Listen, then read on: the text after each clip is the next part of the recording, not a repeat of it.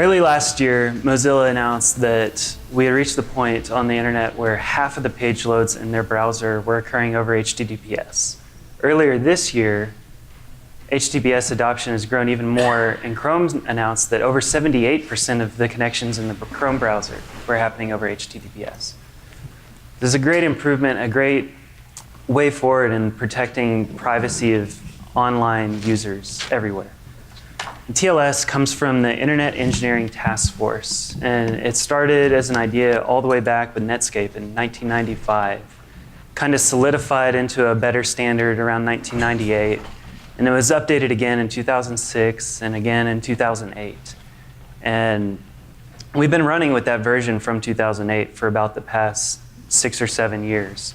And there hadn't been a significant advance in the actual protocol until very recently. So now 2008 to 2018, TLS is changing again. But before we get to talking about all the new stuff that's happening with TLS, we need to go back and understand a little bit about what happened in the past and how the handshakes before 1.3 were handled. So the names change, but pretty much the handshake remains the same throughout these older versions of TLS.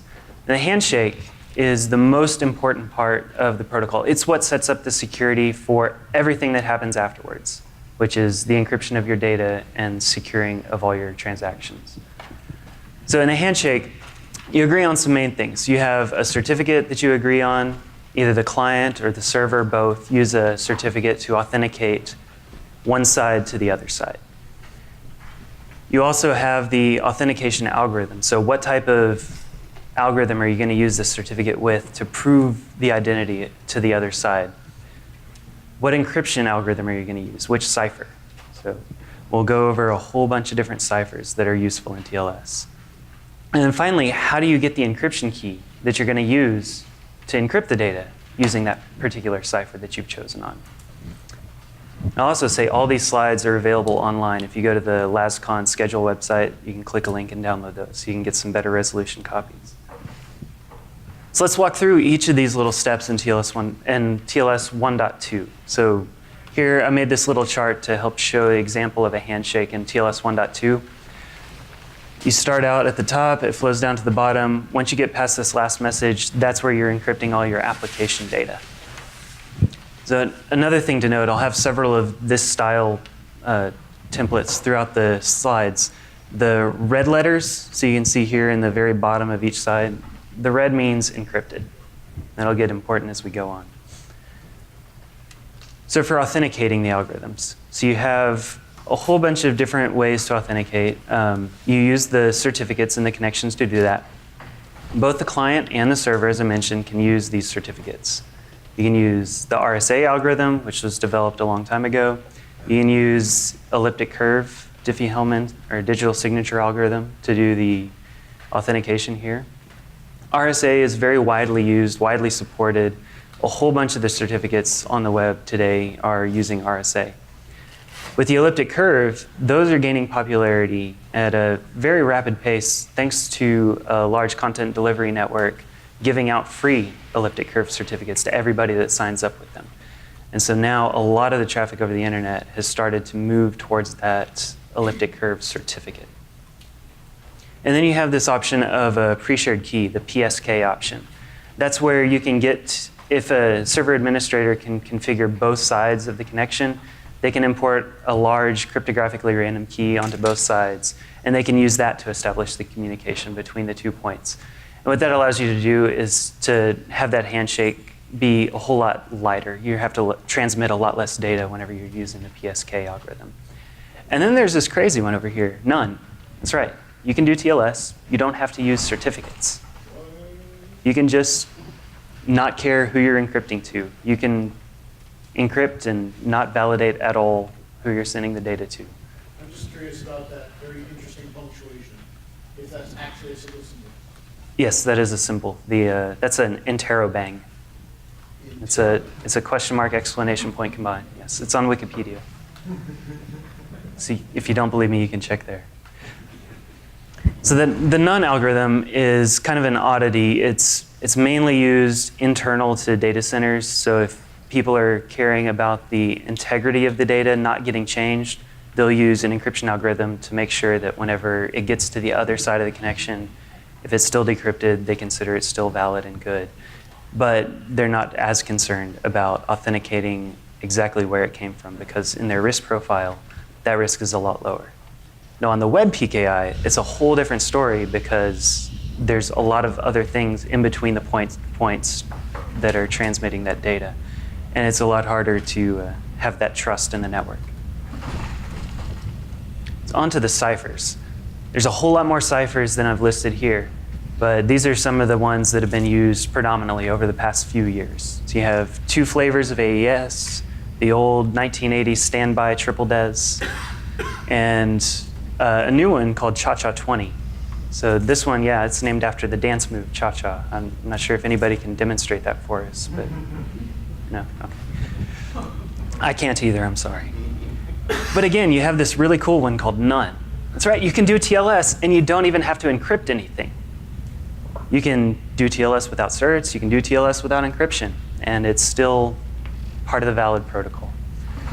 It's not safe to do it that way because the data is transmitted completely in the clear. Luckily, none of the browsers support that option. So if you notice, AES is up there 2 times. One is a chaining block cipher mode, and the other is the GCM, the Galois counter mode. So that's a newer implementation of the way to string together blocks of AES encrypted data. So what that allows you to do is have your data authenticated as well as encrypted. So there's a couple of attacks out there to where you can modify the data in transit, and then based off of how the decryption happens on the other end, it will send back error messages at certain different timings along the encryption process. And you can use those timing attacks to find out some stuff about the data that the other side is trying to decrypt. So with the GCM mode, it puts that authenticated piece on top of the data packet, and then allows you to validate that the encrypted packet that you received is the right piece of data to try to decrypt.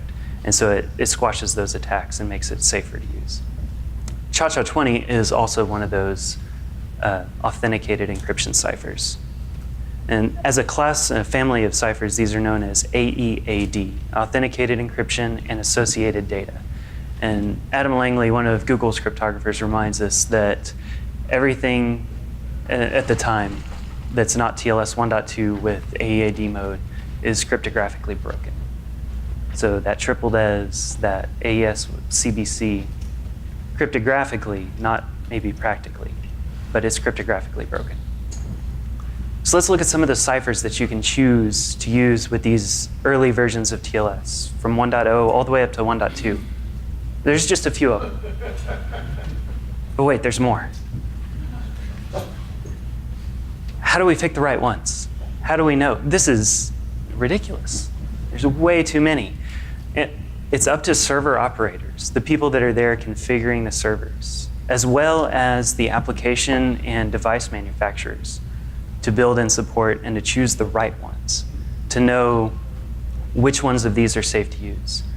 And if you don't, there's a great tool out there that's free for anybody to use called SSL Labs.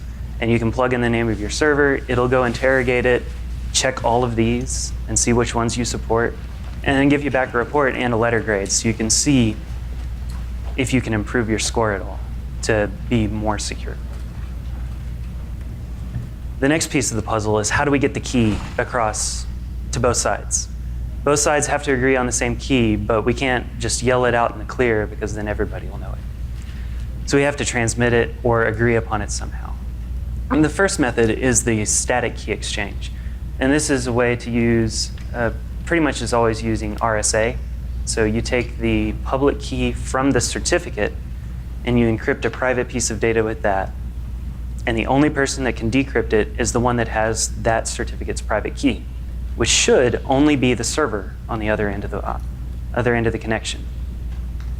And this has great useful properties for debugging. You can take that private key, you can throw it in Wireshark, you can watch all of your connections going out to that server, and then you can decrypt them as long as you have that private key. So if it's your server, that's great. You can decrypt any of the connections going to that server, whether or not they're yours, because you have that server's private key, which is why you need to be careful where you put that. However, this also means that if there's maybe some big internet-facing bug that allows somebody to download your private key off of the server in a couple chunks of memory at a time, like Heartbleed, then anybody that does that and grabs the private key off your server that's also been recording all the traffic to your server over the past 1 or 2 years, they can also decrypt all of the traffic that's gone to your server. It's not current best practice, but the static key exchange is still used a whole lot day to day. And industry best practice, though, is to move off of that and onto the second method, the ephemeral key exchange. And sometimes you've heard this called perfect secrecy or forward secrecy. And it's the idea that every connection uses a different set of keys to agree on the encryption key. So you use some type of asymmetric cryptography to come up with that AES key that you're going to use. There's 2 main algorithms that are used to do this, Diffie-Hellman and elliptic curves. So with the Diffie-Hellman, that method is really slow and the keys are really big. And the other problem is you can't negotiate the key size.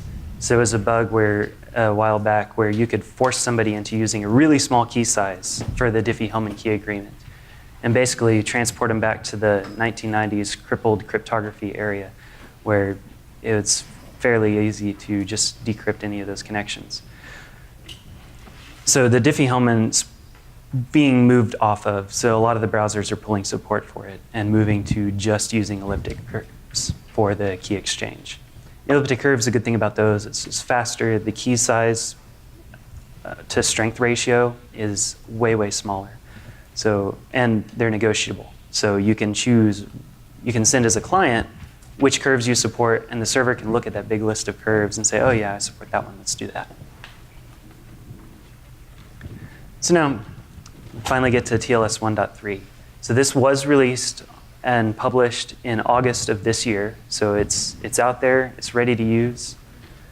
You can go download it. It's a whole lot of pages long. And just a cool thing about the numbers, so TLS 1.3 is RFC 8446. If you'll notice, all of the TLS series ends in 46. I don't know what 46 means, but this was just something cute that they thought they could do. 4 and 6.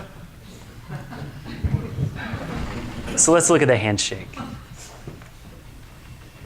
So here's the comparison between TLS 1.2 and 1.3. So you can see there's less arrows in 1.3, which is good because that means it's faster. There's less trips back and forth across the internet. And there's more red letters. That's another good thing. More things are encrypted in this. So it's protecting more of that potentially sensitive information that you're transmitting over the wide internet. And we'll come back to another comparison of this later, so you don't have to memorize it now. In the connection handshake, it's the same things that you need to agree on for 1.2. They're just done in a slightly different order in a little bit of a different way. So you still have to get your certificate that you're going to authenticate the other side with. You still need your authentication algorithm that you're going to use alongside that certificate, which cipher you're going to use, and how to get that key for that cipher back and forth. RSA still supported. All your existing certificates work. So the way it's designed, it's decoupled the certificate from the protocol. So all the certs that you were using from TLS 1, all 1.2, you can use the same ones in 1.3, no problem. The difference is, with RSA, there's a new algorithm that's used to do that proof that the server is who they say they are. This new algorithm is called PSS. And the old algorithm is PKCS1 version 1.5. It had some issues with it. PSS is a lot better. It adds robustness to the algorithm proof. So it adds in randomness and a way to strip out that randomness whenever you're doing the verification. So it increases the robustness of that proof in the handshake. You can use your elliptic curve certs too. That's still good. And yes, Steve? Does PSS replace PKCS? So PSS in RSA replaces in the handshake message here the PKCS 1.5 style signature. So it's not replacing the entire PKCS series, it's just replacing the signature algorithm from that series that's used in this. And the other part is the proof message where the server signs the little chunk of data with its private key. That message is now done over the entire handshake instead of just bits and pieces of the handshake that was used in TLS 1.2 and prior versions. So it makes that part of the proof that the server is who they say they are a lot more secure. Now onto the ciphers, there's a lot less. There's no none. There's no none back here either. So they've taken off that ability. These are just AEAD mode ciphers. So now we're only using the cryptographically secure ciphers with TLS 1.3. And we've thrown out all of the older, weaker ones. AES is one of the mandatory to implement cipher suites. So in the RFC, there's two kind of categories of things to do. There's mandatory, which says I abide by this standard, and because I do that, I always will support this. And then there's a should. So the Cha-Cha 20 is under the should methodology. So anything that's wishing to implement this standard, they really ought to implement Cha-Cha 20. But because you always have AES, that's going to be there as a backup, just in case you don't have both. There's different reasons you would want to use Cha-Cha 20 versus AES. If you have a processor that doesn't have a special AES chip inside of it or next to it, it's probably going to be a lot faster to use Cha-Cha 20. It was built for speed. And then Intel built a special coprocessor that implements AES that takes a lot of, there's a time memory trade-off deep in the internals of AES. And so they've taken that time memory trade-off and built a chip that has all the memory part in it. So that makes it a lot faster on laptops, for instance. But on some of the, especially older phones, they don't have all that AES coprocessing. So whenever older Android phones would talk up to Google servers, they say, hey, can we do Cha-Cha 20? And Google would say, sure, that'll be faster for you, let's do that. So the ciphers, no, I'm just kidding, that's the old slide. They pared them way down. There's just 5 with TLS 1.3. So this is straight out of the TLS 1.3 spec and all its ASCII art glory. Just these 5 ciphers. So you have AES, there's actually 2 modes, CCM and GCM. CCM is a counter mode of AES, but it still has that authenticated piece in there with it. So it's still safe to use. All of them are the AEAD mode. It's not to say other people aren't trying to add new ones. There was, shortly after this RFC was published, somebody came back and said, hey, I have a great idea, guys. Let's add in the none cipher. And the reaction was similar to that. Just kind of laughed him off stage. Hopefully it stays that way. I'm not sure, though. Onto the key exchange. The only type of key exchange you can do is ephemeral. This is probably the most controversial change between the older versions of TLS and the current version. The reason is a lot of the larger enterprises and banks were banking on that static key exchange to still be there. The reason is they use it inside of their networking devices like web application firewalls or intrusion detection systems to crack open TLS on their network edge and inspect the traffic before they pass it back to their web servers. So with TLS 1.3, they can still do that. They just can't use the RSA method to do that. They have to do it in a different way. And that might end up having to re-architect some of their software and the way they've designed their networking infrastructure in order to do that. There's 2 different algorithms that you can use with the ephemeral key exchange here. There's the elliptic curve, which is the same methodology used in the older ones. But now instead of Diffie-Hellman, there's a new version of Diffie-Hellman that's safer and is able to be negotiated, so you don't run into that interoperability problem that you ran into with just the regular Diffie-Hellman in the older protocols. So this is the finite field ephemeral Diffie-Hellman. And it's still slow, and so you probably still just want to use elliptic curves. I don't know of any browsers that are actually implementing this. I think some of the crypto libraries like OpenSSL, they still are, just so that they can have it. But it's there just in case anybody needs it as a fallback from the elliptic curves. There's another mode for TLS 1.3 called zero round-trip time. And this allows you to take it and speed up the delivery of your request to the server significantly, all the way in the very first message that you send. So the very first time you connect to the server on a new TLS connection, you're already saying, hey, give me the web page over here. And then in the very next message back from the server, it says, all right, here's all the stuff you need to set up the TLS connection, plus here's the results from your question. Here's that web page. So that sped up the data getting back to the client massively, especially if you're on a high latency connection like satellite or in the middle of the ocean. There's a couple of problems with this, though. That very first message isn't forward secure. It's encrypted with a semi-static secret that's stored on the server. And so you need to be careful about what you send in that first message. Even more importantly, it's prone to replay attacks. So one of the people that was working on the TLS 1.3 spec discovered this problem in another protocol that Google was developing that was very similar to this, where you could take that very first message that the client sends, and let's say it was destined for a cluster of servers or a content delivery network or something. So they take that message, hold on to it, and then spray it across the entire content delivery network. So now your request, whatever it was, is now sent to all of their servers and processed. It might not be a big deal if you're just asking for the homepage. But what if you were buying stocks or cyber tokens or groceries? All of a sudden now you have 50 gallons of milk ending up at your house instead of one. There was a great talk at DEF CON this past year about this. So they did a whole 40-minute talk about it. So I can't go into all that same detail here, but they have examples and demonstrations that they built tools to actually pull off this attack on the version of TLS 1.3.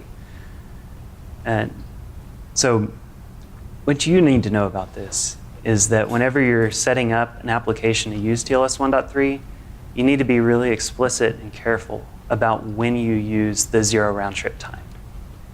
And a lot of the content delivery networks that are planning on implementing this are planning on putting in safeguards. So I know CloudFlare has the option to use this, but you can also turn it off if you think it'll be dangerous for your application.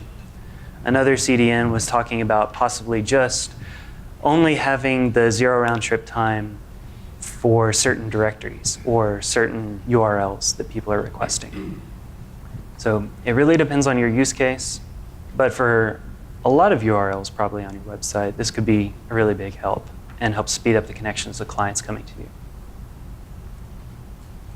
So let's race the different versions. All right.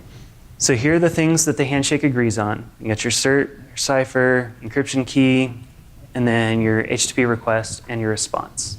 So let's look at the plain default regular old versions of TLS from 1.2 and earlier.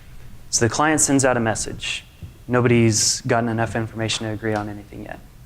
The server sends back one, and now you have enough to know what cipher you're doing and what search you're using. When the client sends back its next message, the server and the client both know what the encryption key could be. They tell the client that, and then the client says, okay, well, here's the request, and the server says, here's your response. It's a lot of back and forth. In 2016, the IETF looked at that lot of traffic going back and forth and said, hey, I think we can probably speed this up just based off of how the internet works. We think we can squish some of these messages together.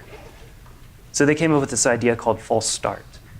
And it's still pretty new, but a lot of the browsers support it, at least the ones that are considered modern. So Edge, Chrome, Firefox, just not IE, basically. And other TLS clients on the internet might not support it.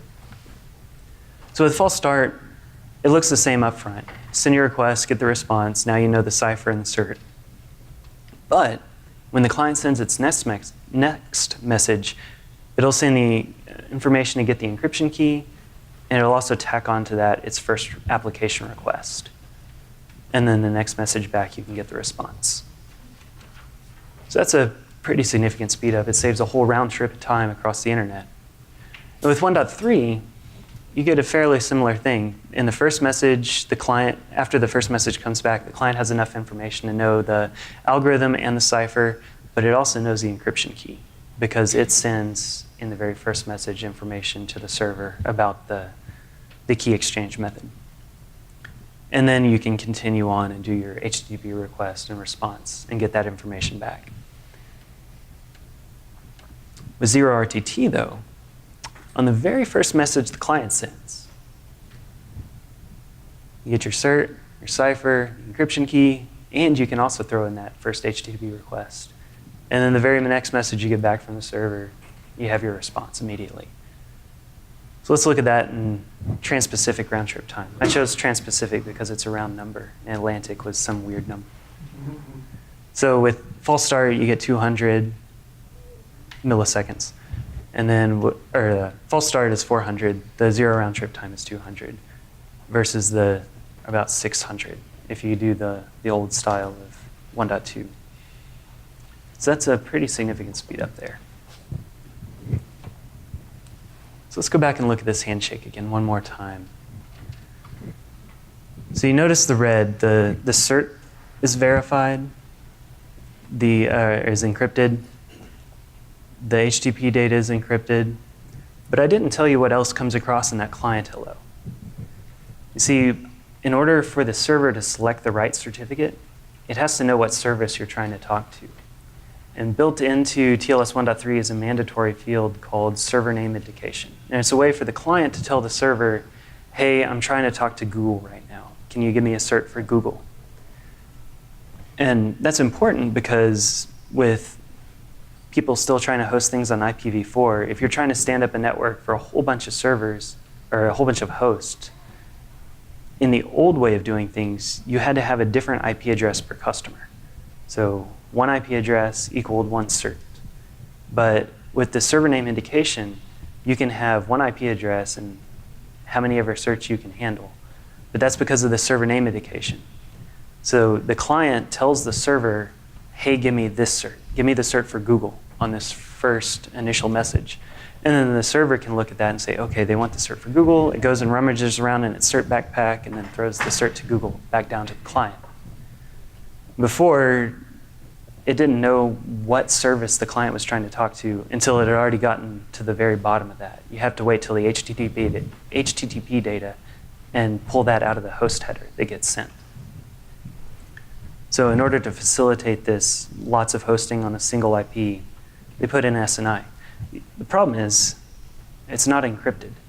So if you're trying to preserve the privacy of the connections that are going across to these servers, you really should be encrypting everything in order to help preserve that privacy.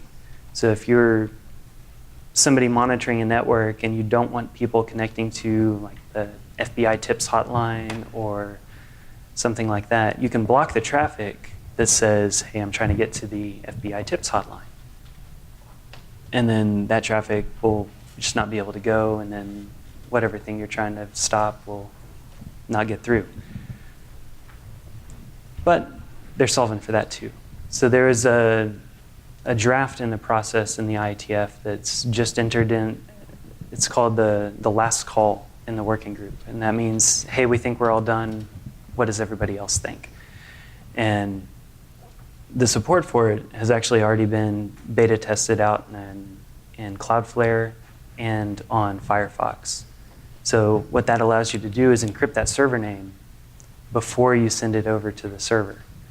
And then the server has the information already to be able to decrypt that and then respond with the appropriate cert back to the client. And it uses the DNS lookups to do that. So in the DNS lookup, whenever you're asking for the server IP address, you also say, oh, and by the way, give me the encrypted SNI key. And so that response from the DNS server will send you back the key as well as the IP address that you need to send to.